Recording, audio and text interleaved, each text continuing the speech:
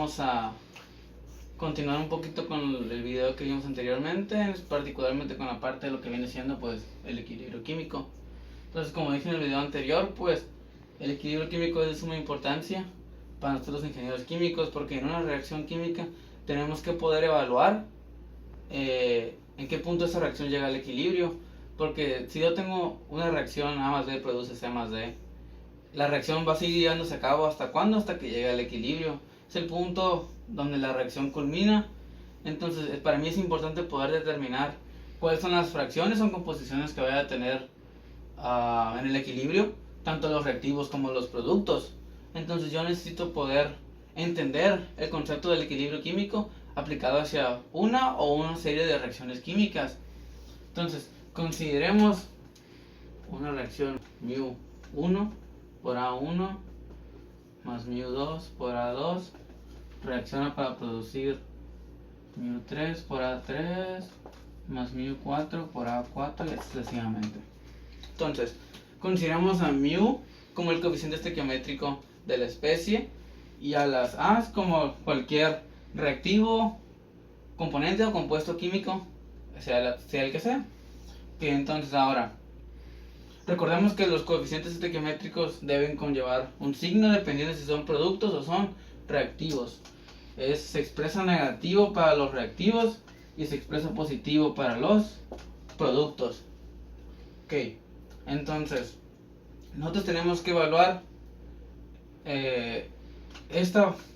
las composiciones de estos reactivos o estos productos durante el equilibrio.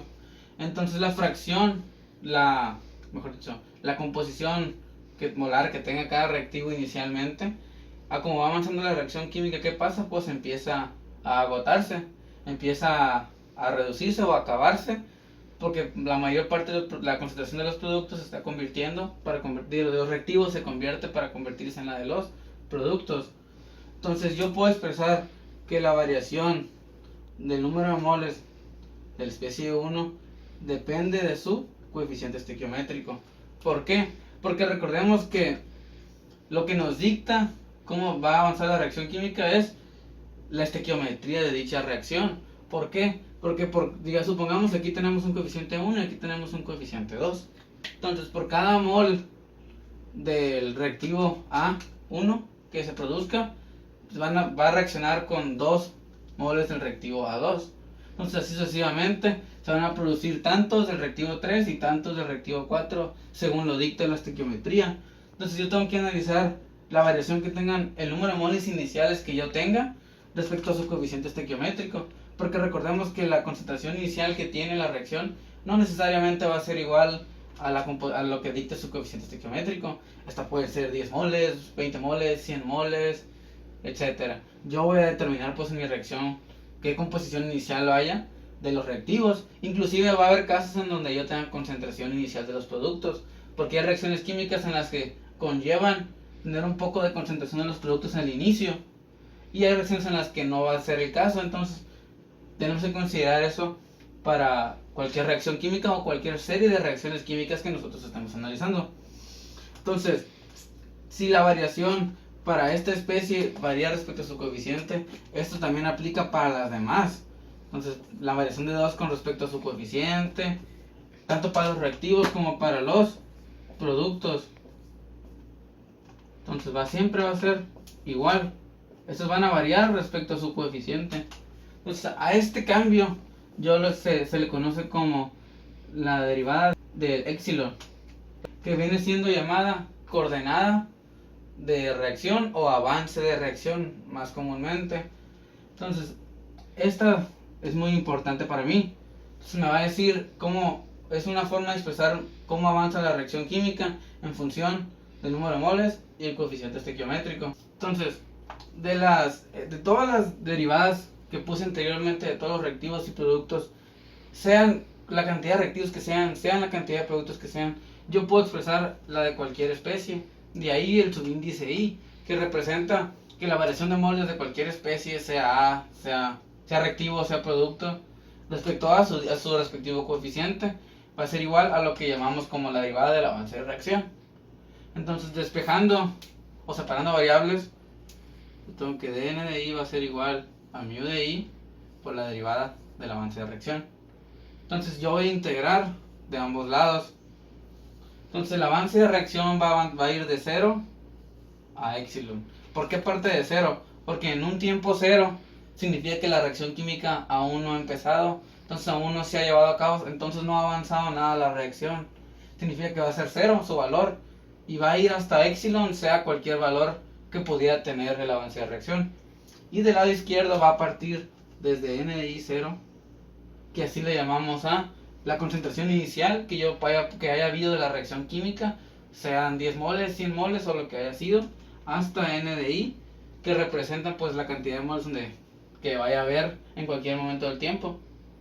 Entonces si yo integro esto, voy a tener que n de I menos n de I 0 va a ser igual a mu de I por epsilon.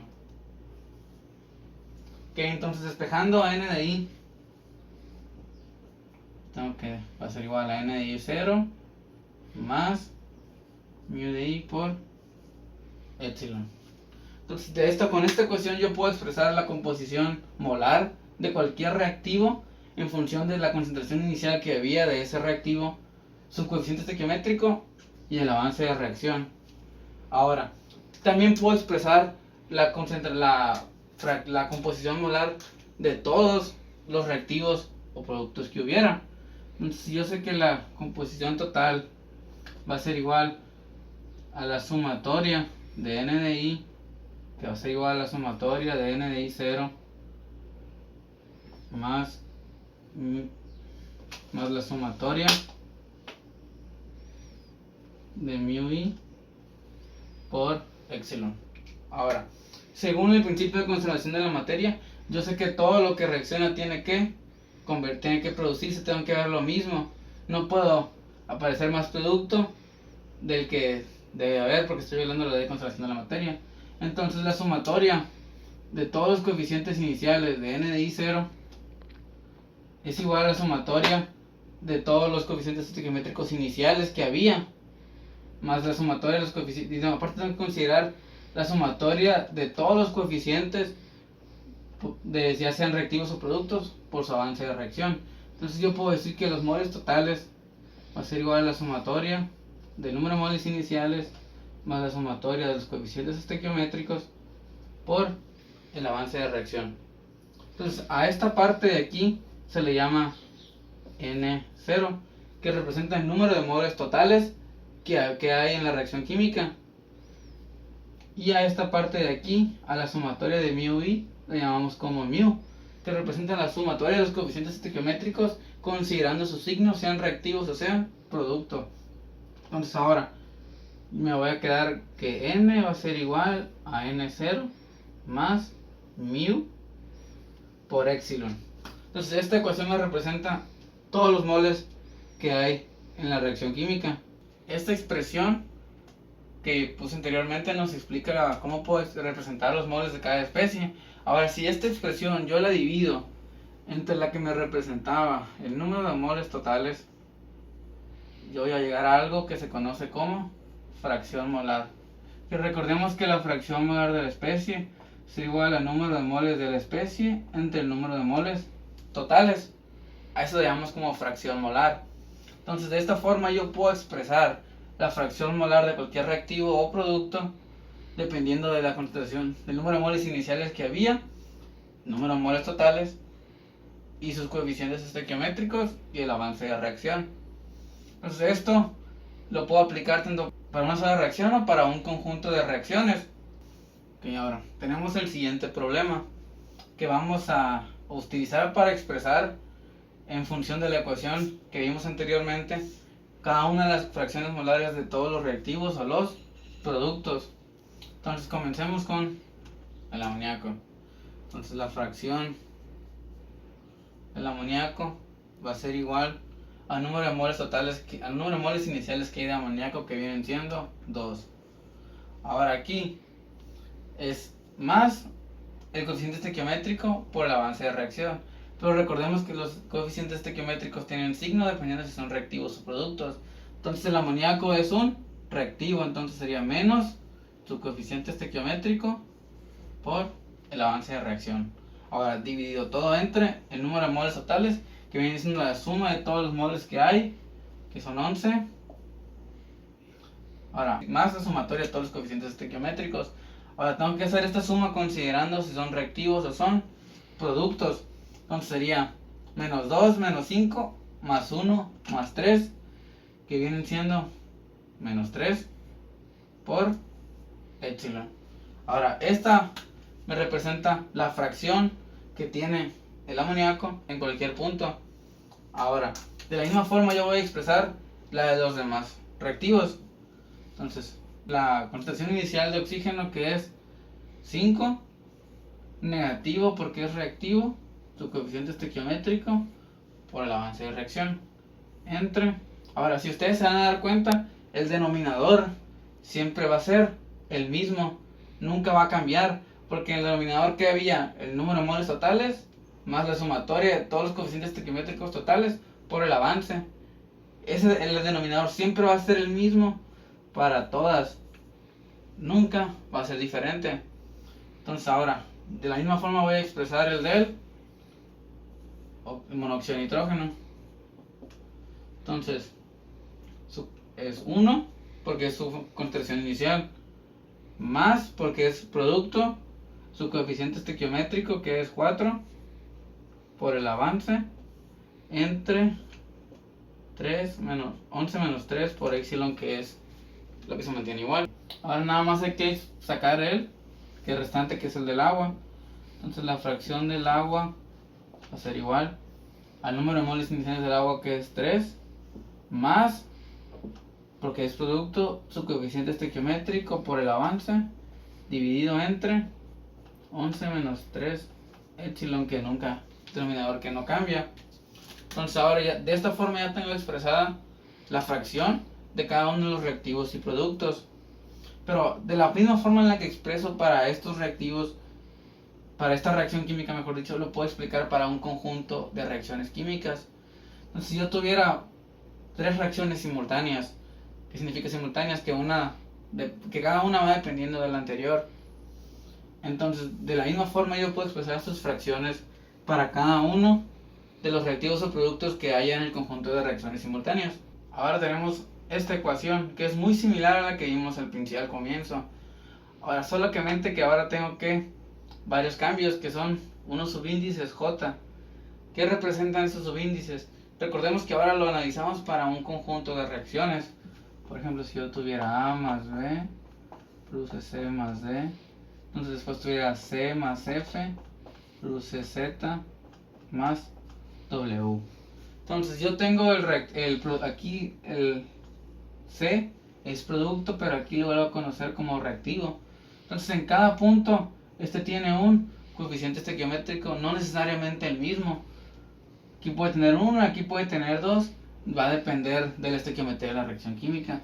Entonces este subíndice J representa la reacción química que yo tenga, porque recordemos que el avance de reacción, va a haber un avance para la reacción 1, va a haber otro avance para la siguiente reacción. No va a ser el mismo, puede darse el caso, pero no es necesariamente que tenga que darse. Entonces yo tengo que expresarlo como J, dependiendo de si es de la reacción 1 o si ese avance es de la reacción 2. Ahora, como dije, un producto en una reacción puede convertirse en un reactivo en la siguiente. Entonces yo tengo que expresarlo como la sumatoria de mu de I. Porque si yo analizo cualquier especie, digamos la especie C, el número de moles, la variación en su número de moles va a ser igual a la sumatoria de los coeficientes estequiométricos de acuerdo a cada reacción que haya.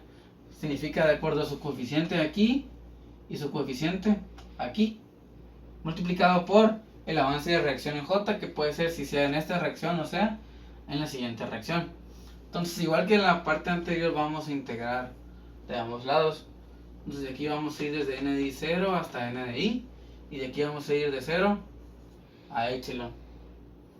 Entonces si yo integro esto, me va a quedar n de i menos n de i 0 va a ser igual a la sumatoria de mu de i por epsilon en J. Okay. Ahora despejando n de i,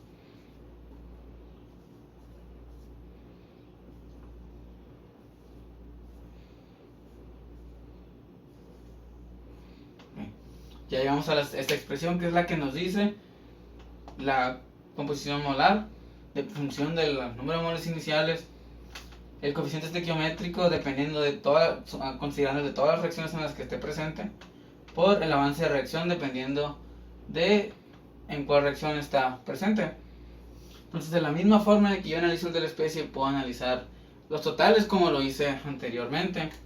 Entonces, yo sé que la sumatoria de n de i será igual a la sumatoria de n de i 0 más la sumatoria de la sumatoria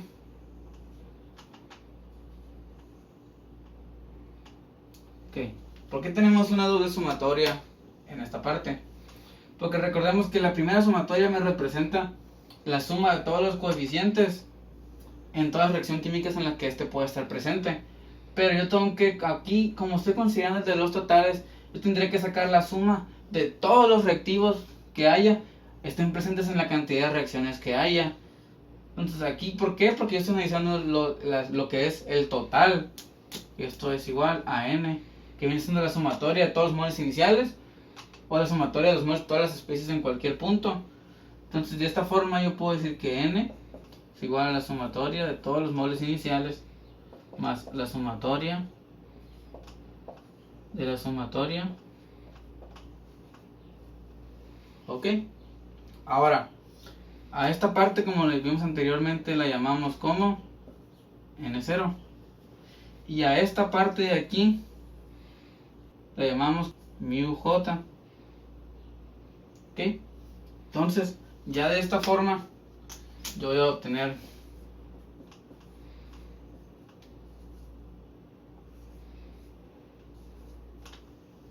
la siguiente expresión.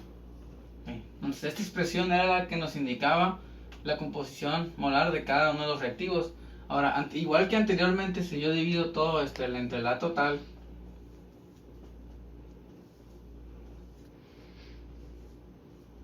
esto me va a representar la fracción molar de cualquier reactivo, de todas las reacciones, esté en la reacción 1, esté en la reacción 2 o en el número de reacciones que haya. Yo voy a poder expresar su composición en función de sus coeficientes estequiométricos, el avance de reacción, y NI0 igual de la misma forma. Entonces a continuación voy a explicar otro ejemplo de un conjunto de reacciones donde yo puedo aplicar esta ecuación y expresar la fracción de cada uno de los reactivos o productos de todos los presentes en las reacciones químicas. Okay. Bueno, aquí tenemos un conjunto de dos reacciones donde, si nos damos cuenta, los dos primeros reactivos de arriba igual aparecen como dos reactivos en la segunda reacción. Entonces aquí tenemos la cantidad de moles iniciales, que son 2 moles de C2H4 y 3 moles de oxígeno. Entonces yo tengo que hacer una tabla, que es como la que hice aquí a continuación, donde pongo todos los reactivos y todos los productos, una columna para J y una columna para BJ. Entonces en cada una de estas yo voy a poner el coeficiente estequiométrico que tenga para cada reacción. Por ejemplo, para la reacción 1, ¿qué coeficiente tiene el C2H4? 1, pero como es reactivo es menos 1. ¿Cuánto tiene el oxígeno? Menos 1 medio. ¿Qué coeficiente tiene 1? Y el CO2 no hay, y del agua no hay. Ok, ahora μj representa la sumatoria de los coeficientes estequiométricos de todos. Entonces yo tengo menos 1 medio más 1 me va a dar menos 1 medio. Ahora, todo esto es para la reacción 1. Ahora yo tengo que hacer lo mismo, pero para la reacción 2. Entonces la reacción 2, igual, su coeficiente es 1 y es reactivo. El coeficiente del oxígeno es 3, pero es reactivo. Ahora el coeficiente de este reactivo, de este producto no hay, entonces es 0. Coeficiente del CO2, 2 positivo porque es producto, y del agua es 2 porque es producto. Entonces el BJ para esta reacción química va a ser 0. Tengo menos 4 y más 4, 0. Y ahora sí, con esta tabla yo voy a poder expresar la fracción de cada uno de los reactivos y productos de acuerdo a la fórmula que vimos anteriormente.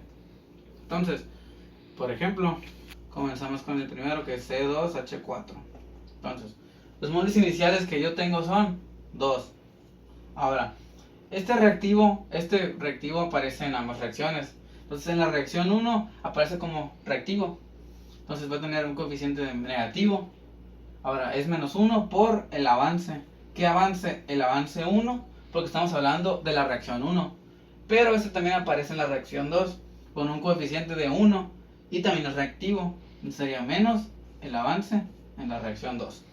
¿Ok? Entonces ahora hay que dividirlo todo entre el número de moles totales, que vienen siendo 5. Ahora, aquí va a ser, voy a expresar los dos J por su respectivo avance de reacción. Entonces sería menos un medio por epsilon 1, porque estamos hablando de la reacción 1. Y sería más el valor que hubiera de BJ en la segunda reacción por epsilon.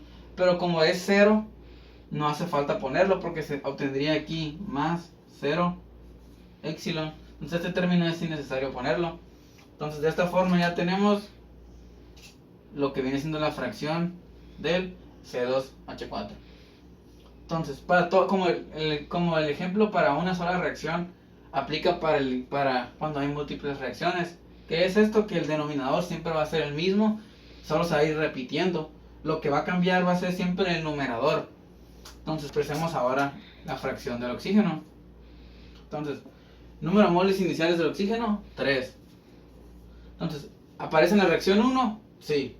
¿Es producto o reactivo? Es reactivo. ¿Okay? Menos un medio por el avance de reacción 1, porque estamos hablando de la reacción 1. Ahora, ¿aparece en la reacción 2? Sí. ¿Cómo es? Reactivo. Menos 3 por lo que aparece en la reacción 2. Entonces, esto dividido entre el mismo denominador. Sería 5 menos un medio de epsilon 1. Ahora sigamos expresando la fracción de los demás reactivos o productos. Ok. Entonces, ¿hay moles iniciales? No, no hay. Sería 0. Ahora, ¿aparece en la primera reacción? Sí. Ahora, ¿es reactivo producto? Es un producto. Sería más su coeficiente por el avance de reacción 1, porque hablamos de la reacción 1.